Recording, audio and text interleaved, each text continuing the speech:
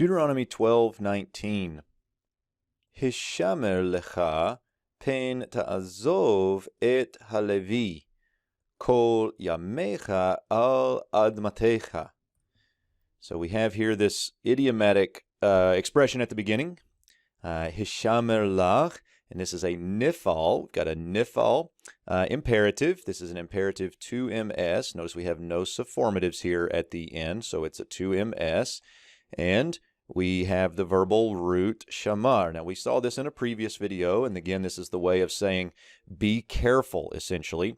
More fundamentally, with that nifal, we would say be guarded with regard to yourself, and so that be idea gives us that nifal passive. So watch out, or be careful, lest you abandon, direct object marker, the Levite. So you see this big concern here for the Levites, not to forsake them or abandon him. The verb that we have here is a call imperfect 2ms of the verbal root ayin, zayin, bait, and we get the typical tav preformative here for the imperfect 2ms. We have no subformatives, so a good old imperfect 2ms right here.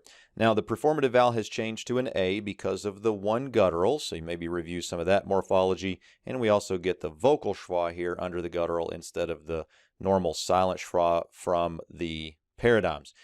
Next we get this somewhat idiomatic expression for the duration, the length of time that you should not abandon the Levite, namely all of your days upon your land, Now, I find this interesting in a couple of ways. We don't have any verbs here, like, okay, we're not to abandon the Levite at any time. All the days upon the land. We don't have a relative clause, all the days which you are or exist upon the land. It just says clearly all of your days upon the land. So your days is possessive.